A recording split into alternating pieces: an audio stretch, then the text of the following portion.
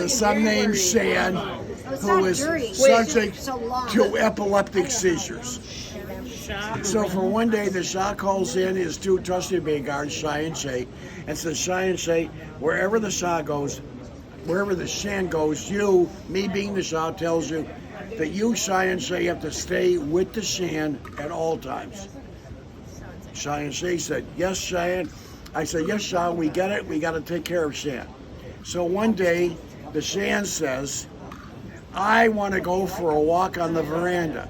So the Shai and the Shay say, well, wait a minute, your father said that we have to be with you at all times. I don't think this is a good idea. And they said, look, Shan says, look, Shai, you stay with me. Shay, you go back and get me a nice cold Coke. I'm very thirsty. And he says, Shay will be with me, everything's going to be fine. So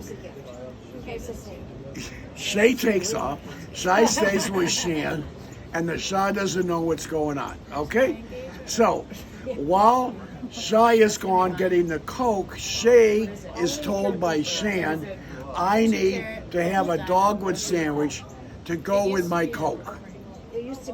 So he says, you'll go back and get me a dogwood sandwich. And he said, wait a minute, your father the Shah told me, which is Shay, that you being the Shan, that we and Shai and Shay must stay with you at all times. So Shan says to Shai, Shay is going to be right back with the sandwich. Don't worry, everything's fine. So the next thing you know is the Shan has an epileptic fit and dies. So it's the next morning, and the Shah is in his office, and Shai and Shay are outside. He calls Shai and Shay into the office, and he says, where the hell were you two guys when the fit hit the Shan?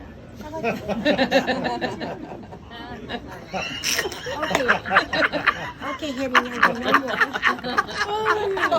Just say, Henry Youngman, get off the goddamn stage. Get off the goddamn stage. Did you hear me? Shame on you. I stirred it. I couldn't even help it. I couldn't help it. That's my favorite part of the cottage party every year. You know what, though? That story about by the time I said, that's Jackie's favorite. That's her favorite. I have a friend, Barbara Dungy. So is it Ruby and Every time we talk a lot on the phone. She said, but she loves that show.